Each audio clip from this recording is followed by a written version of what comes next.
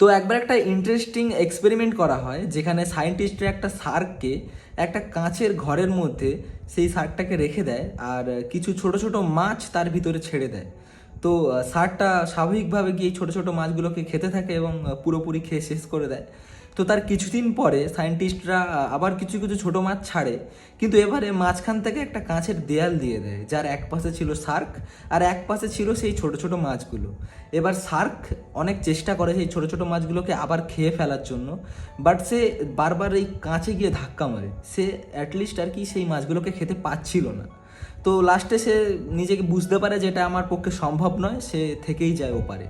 তো তারপর কিছুদিন পরে সেই কাঁচটাকে সেখান থেকে সরিয়ে দেয়া হয়, এবং সরিয়ে দেওয়ার পরে সেই শার্কটা দেখা যায় যে সেই মাছগুলোকে খেতেই যাচ্ছে না। কি ভেবে?